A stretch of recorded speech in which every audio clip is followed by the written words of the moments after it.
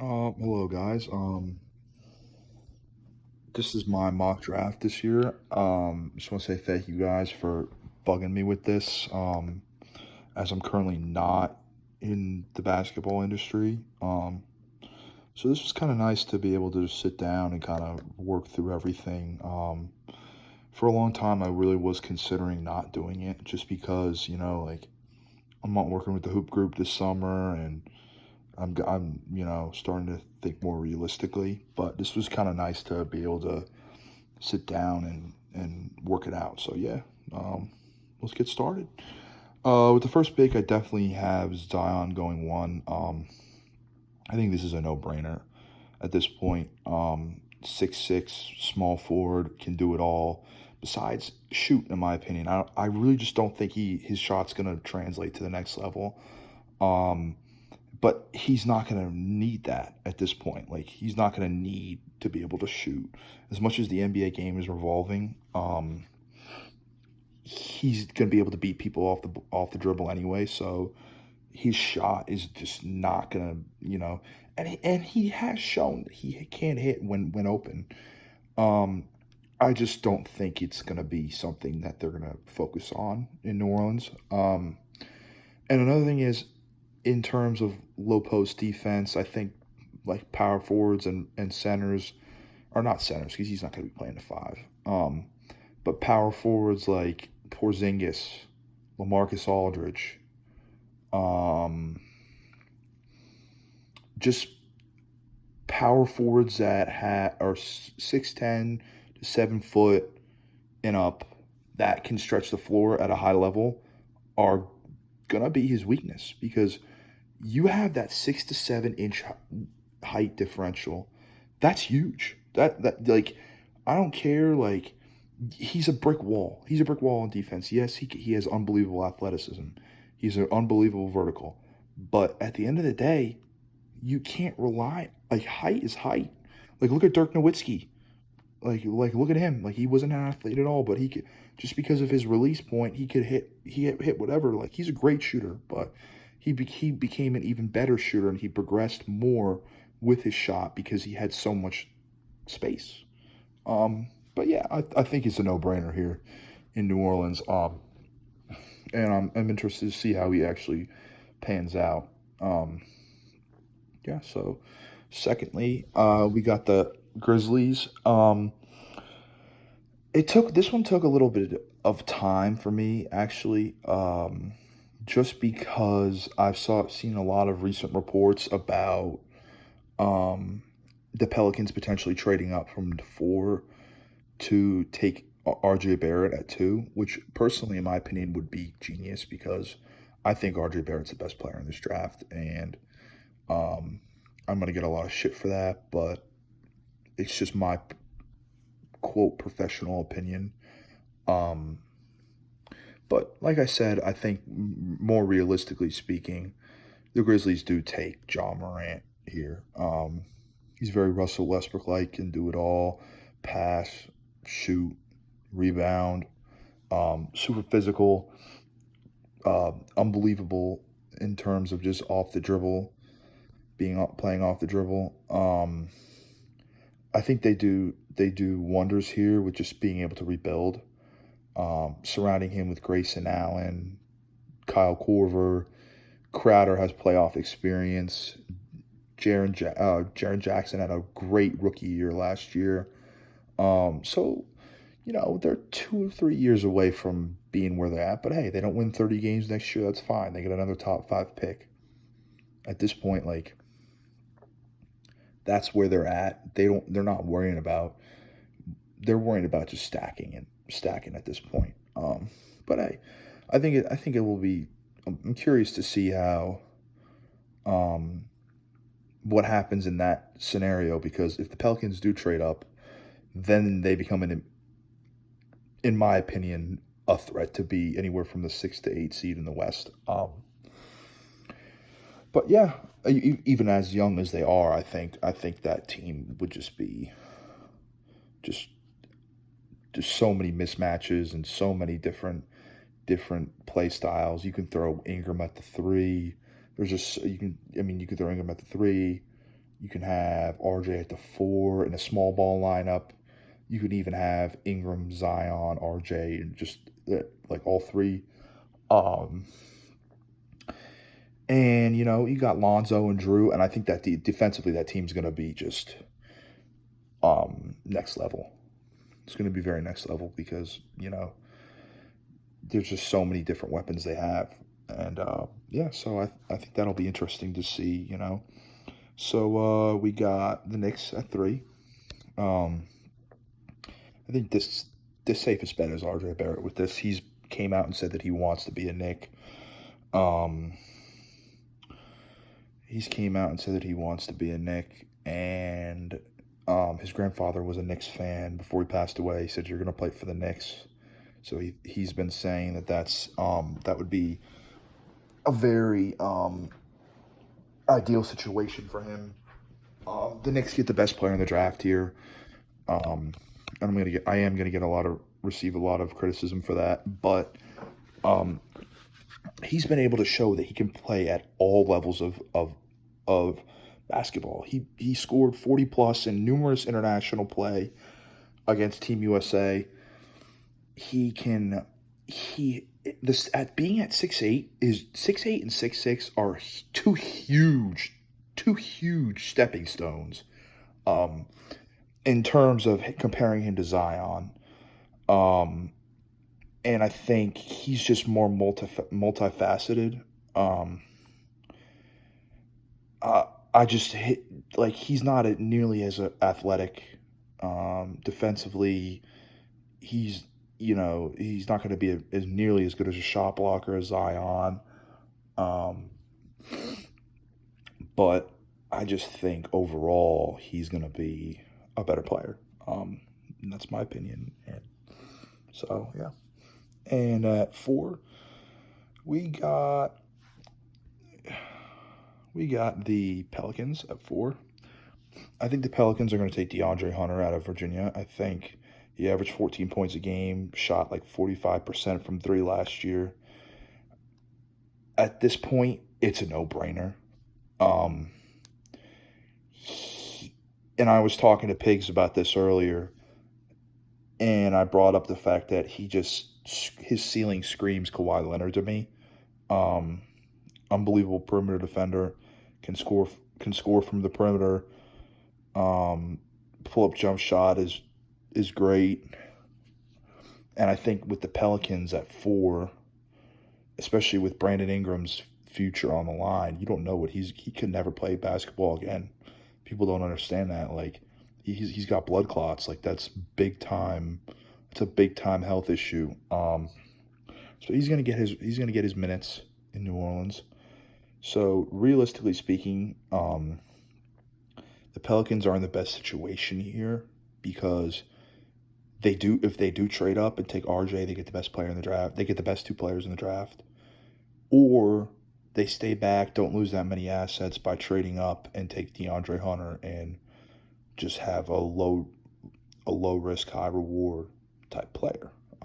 Ceilings, Kawhi Leonard, in my opinion. But yeah, we'll see how everything works out with that. But yeah, I think that's where they got to go at that point. The Cavaliers are at 5.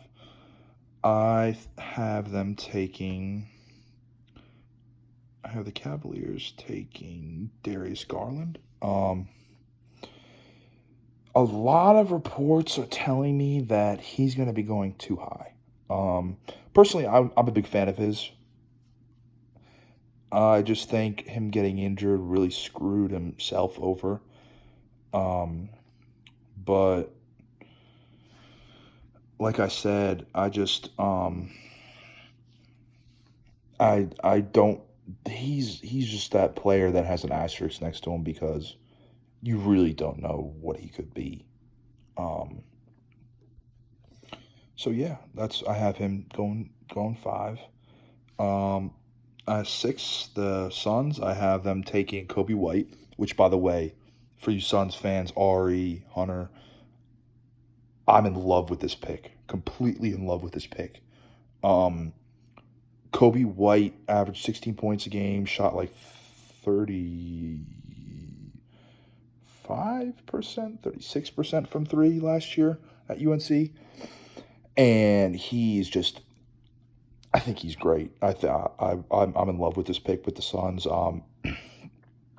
Throw him next to Devin Booker, and I think they mesh incredibly well. I also see that Garland sliding to the Suns here and them taking him. But I definitely think they need to address their point guard situation, unless they do take D'Lo, get D'Lo in some sort of um, transaction. But yeah, and then I have the Bulls taking Cam Reddish at 7. Um, I think Cam Reddish was kind of screwed over in his college experience solely because he was overshadowed by Zion and RJ. He can score. He can score in volume. He could drop you 40 in one night and then give you 18 the next. Or his issue is inconsistency. And especially with the Bulls, I think the Jabari Parker train, you gotta get out of that, man. Like, as much as he was, he's had his flashes of stuff. I think you put him next to Levine, and them next to each other would be pretty impressive. I don't know what Levine's situation is with free agency. I don't know if he's a free agent or because I do believe he is coming up on free agency, whether it be this year or next year. But yeah, I think if they do lock him up, them two together would be lethal. Number 8, I got Jarrett Culver at Texas Tech. I've read a lot of reports saying that he has 0 red flags, so I think he's just a great quality pick here. My issue is Kevin Huerter had such a good year last year. Like, for where they got him in the draft, 6'7" shooting guard, can shoot from anywhere on the court. You take another shooting guard in the top 10, and you start getting a little iffy. Like, where does he play? Huerter can, realistic, I believe Huerter can play the 3. Because he is 6'7". But I just that pick is just kind of, I'm very on and off about it. Yeah, and I think between Culver, I think he can develop pretty well. Culver, Huerter, Collins, and Trey, those 4, that's a very young, promising 4. And I think they address their center position in the next couple picks, and I'll tell you about that in a second. But at 9, we got Sekou Doumbouya to the Wizards. And for those of you who don't know, he's 6'9", small forward out of France. People have been asking me this entire 2 years, ever since he came on the international stage, are you in on him? What's your opinion on him? How do you feel? And at first, I was very skeptical about him just because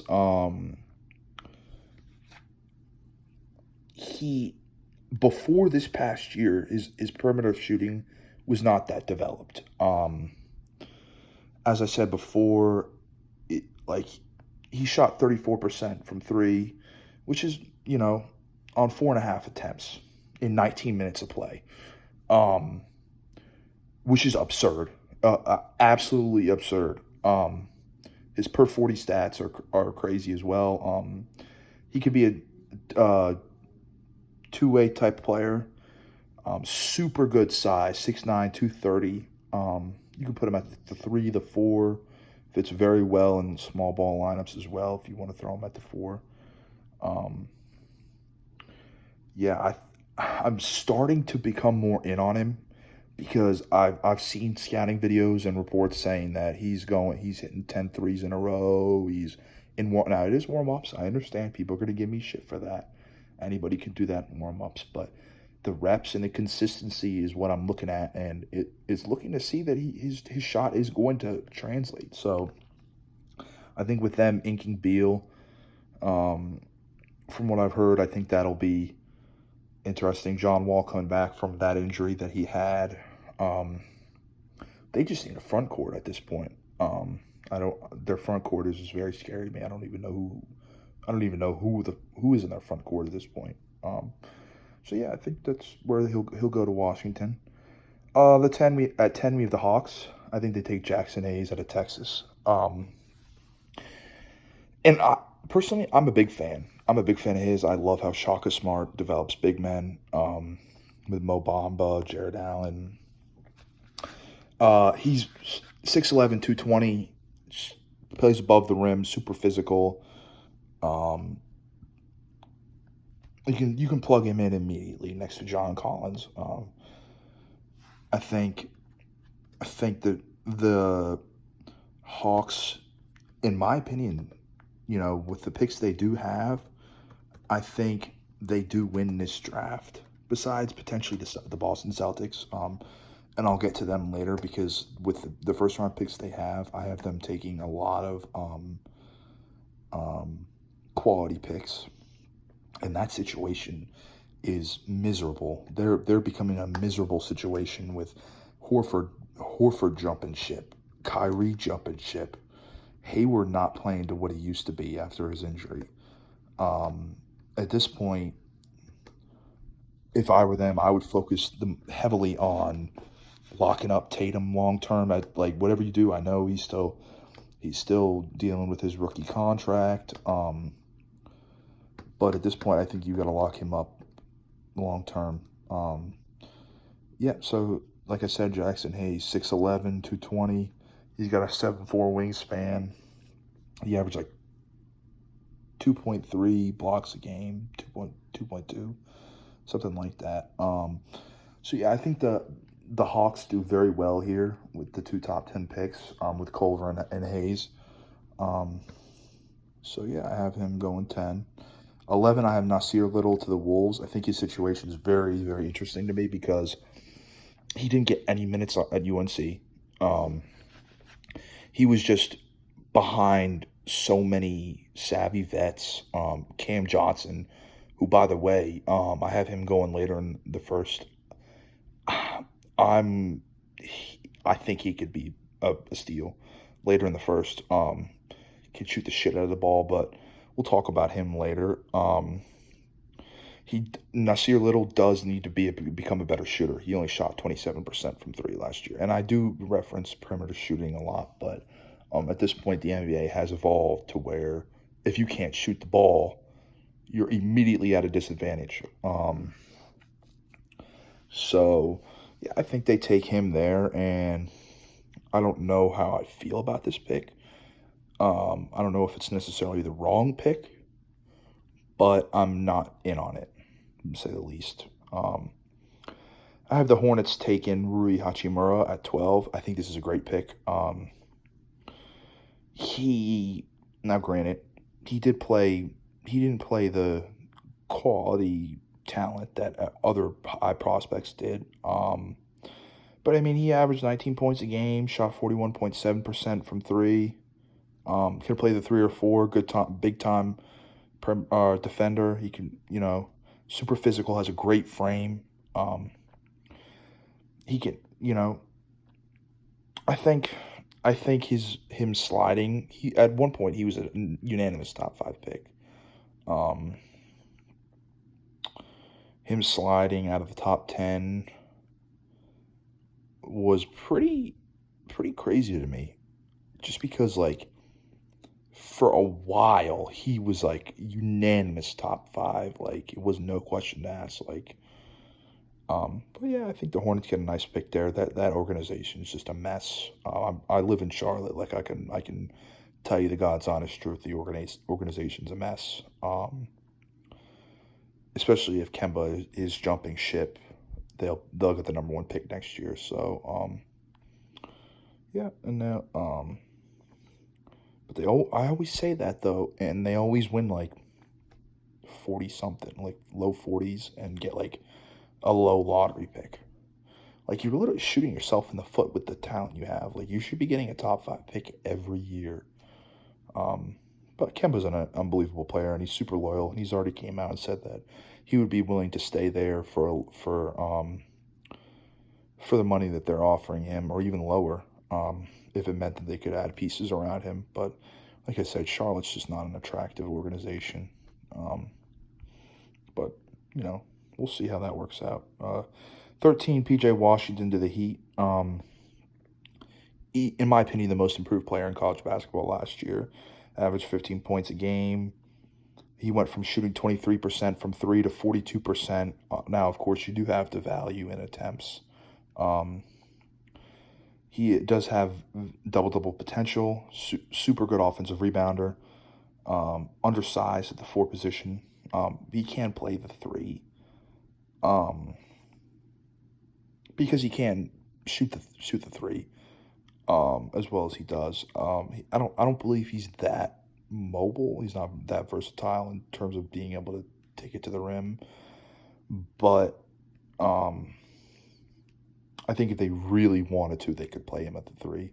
And he had that foot injury that affected him, but I think that I do think will affect him at the next level. But I think that's a solid pick for the Heat.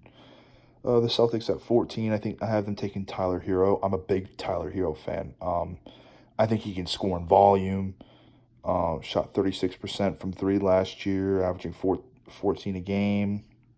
He does rely too heavily on his jump shot, which does make him fairly predictable.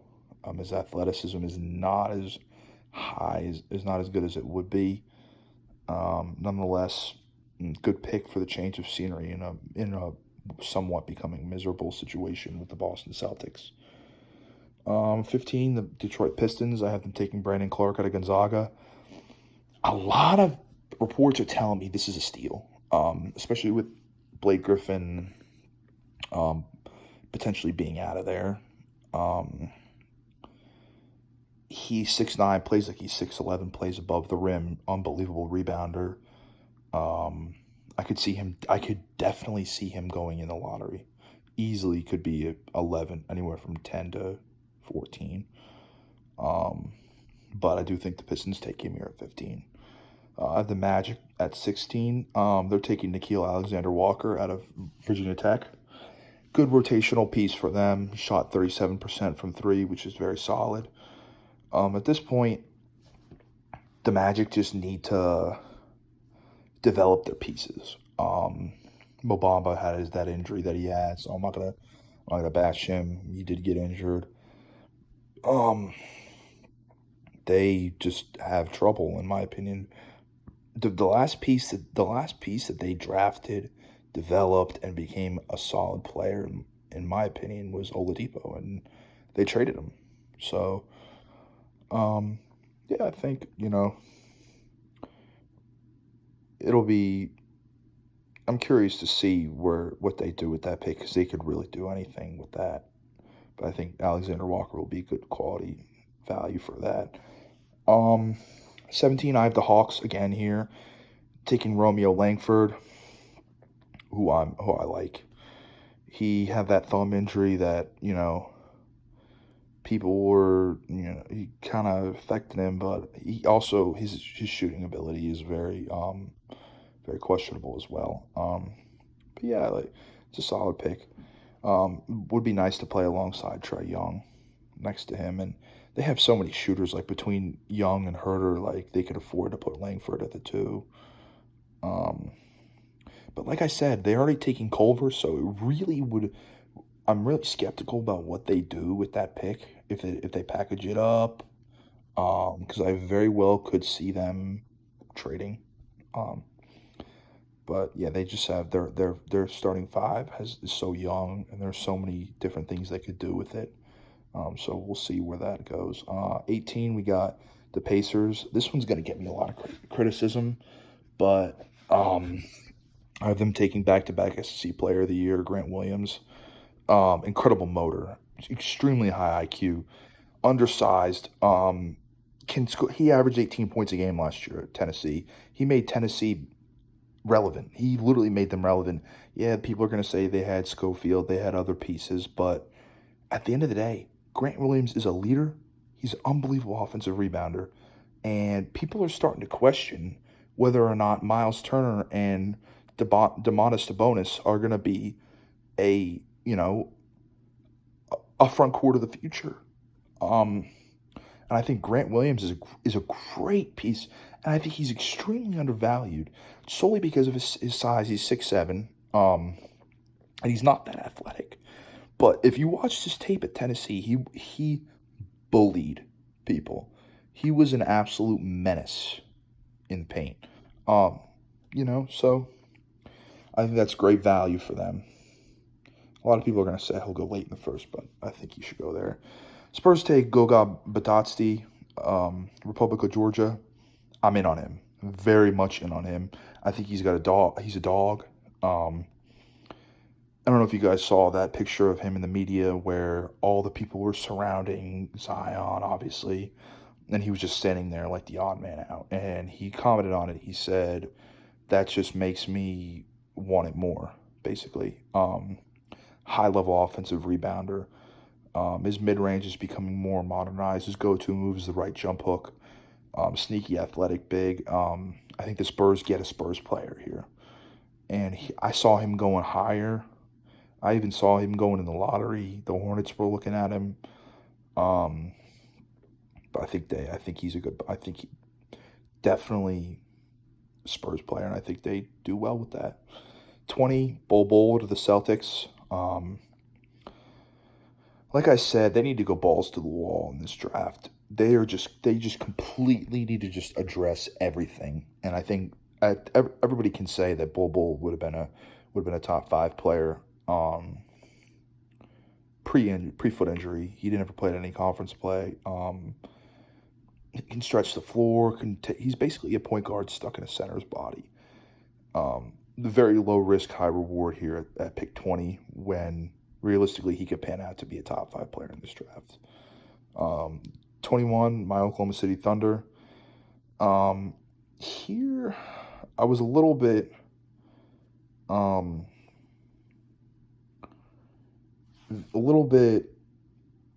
indifferent about what I wanted to do with this pick. What I believed would have been the best available situation. And I had them taking, pardon me for a second, I needed to see, because, what?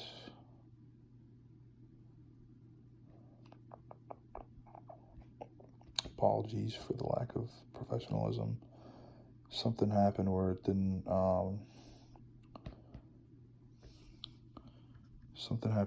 save the actual edited version of it.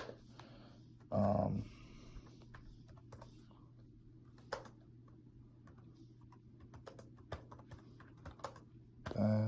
looking up on my files right now to see if I can find the actual, what I wrote down for them.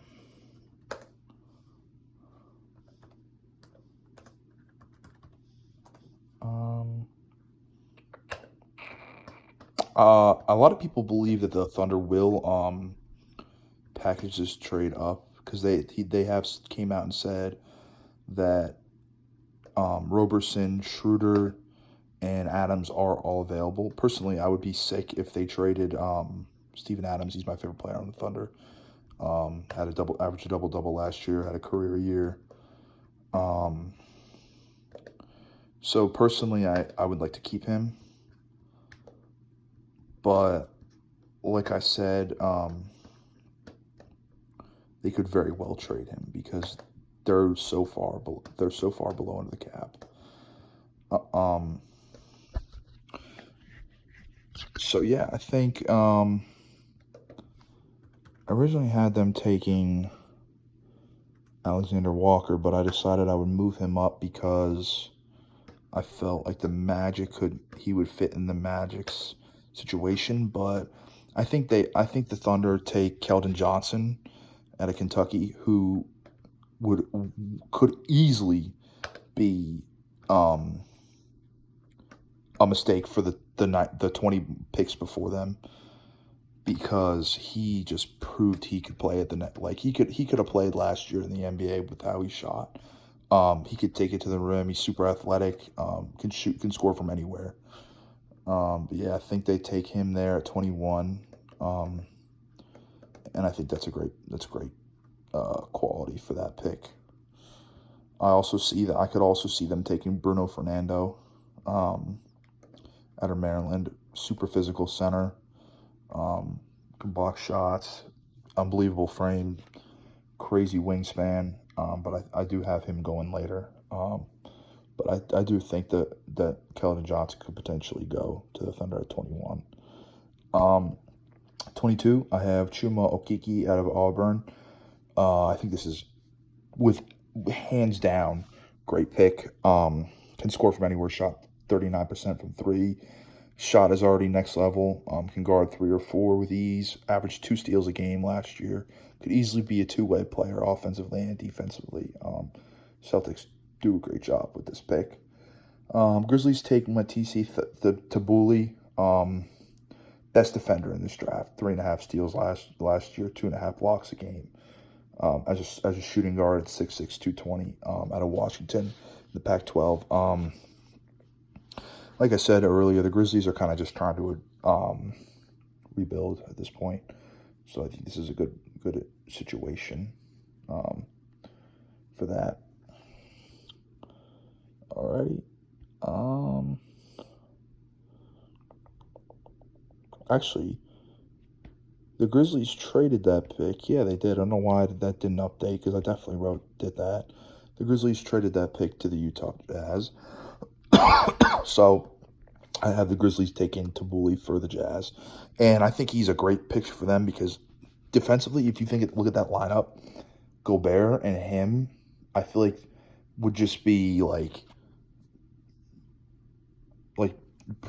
on ball defending. They would block so many shots, and I think, the Jazz definitely get a quality pick with that. Cavaliers. This is my favorite pick of the draft. And I've come to the conclusion while I've been making this video that this is my favorite pick of the draft. And the Cavaliers take Kevin Porter Jr. here. A lot of off-the-court drama with him. He could have easily been a lottery pick with the talent he has. Skipped practice, smoked weed. He just couldn't help himself. And his NBA comparison for me is J.R. Smith.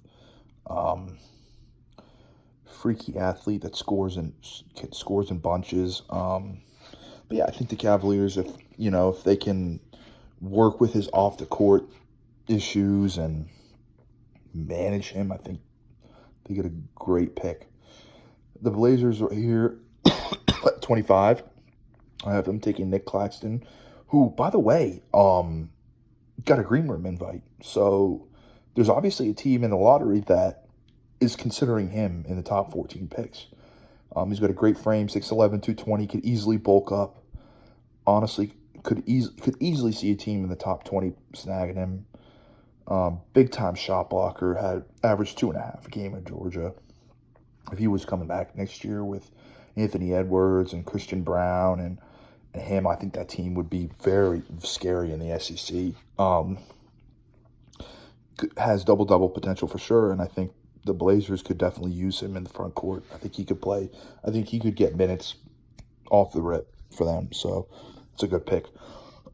At 25, Sixers take Ty Jerome, natural leader, super efficient, easily the most efficient player in the draft. Could easily go higher, should go higher, but I have him going at 26. I could also see him going to the Warriors because he's a Warriors player. He literally screams Golden State for me. Great frame at 6'5". You could play him at the 1. You could play him at the 2. So, yeah, I have them going to the Sixers, and they get a backup point guard for Ben Simmons. So, yeah, I think that's great. 27, I have them taking KZ Okpala, the Nets. He grew from 6'6" to 6'9" in 2 years.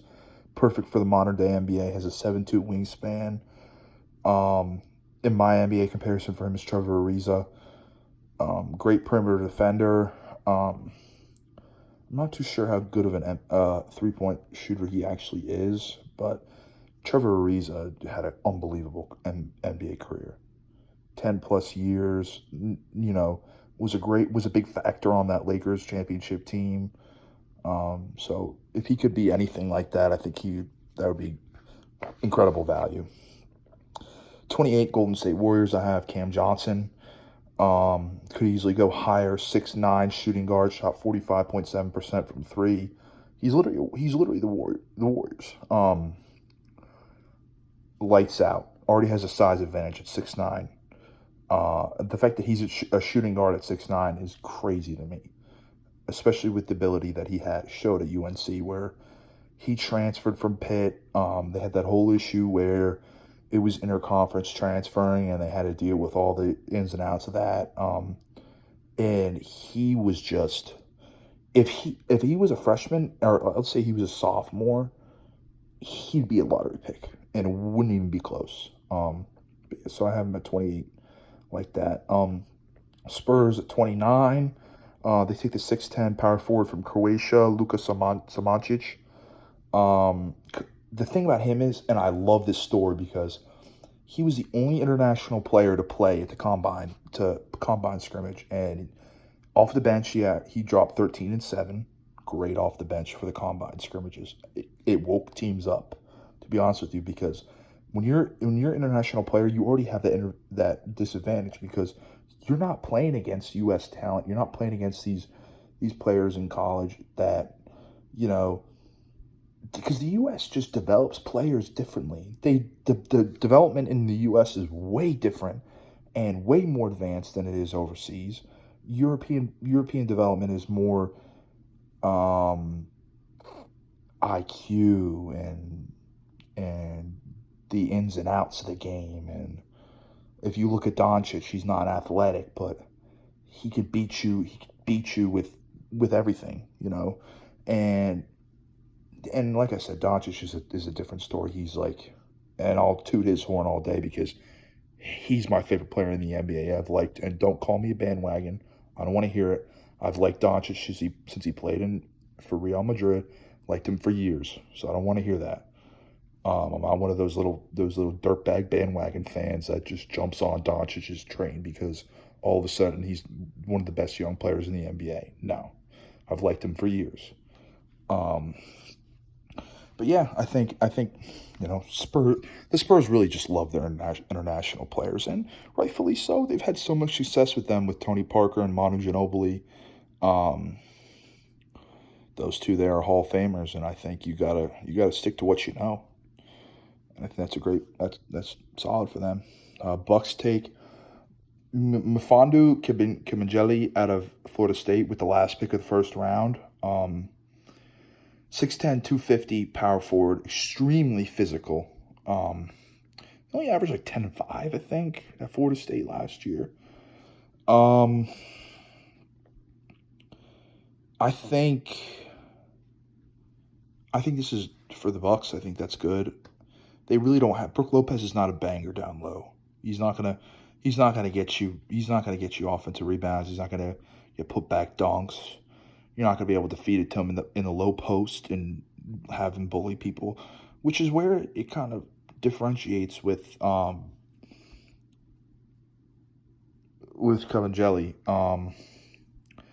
But you know, there's not a lot of with the last pick of the first round. There's not too much value, especially with the Bucks situation. The Bucks are going to ink Chris Middleton, who, by the way, is a Charleston native. I'm from Charleston, for those of you who don't know. So I love Chris Middleton. I think he's one of the most slept-on players in the NBA. He's a superstar, and he's an underrated. Chris Middleton is an underrated superstar, and I will go on and on about how underrated Chris Middleton is. Yeah, people will say, "Oh, he played with Giannis, so all the attention was at Giannis, so anybody could drop 22 a game." You know how difficult it is to drop 22 points a game in the NBA at this point. I don't care if you have Jesus Christ next to you. I don't care. He has so many different abilities that players just, and people and fans just don't respect. So he's going to get a long-term deal. I love it. I'm so happy for him. He should get a 5-year, $140 million deal, in my opinion, with the TV deals and everything, and people's salaries going up.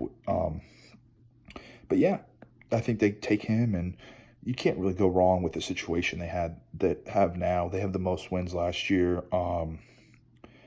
They have so many weapons on offense. But yeah, that's my first round mock, guys. Hope you guys liked it. Apologies for for those people who are more straight edge and don't like the cursing. Just kind of who I am.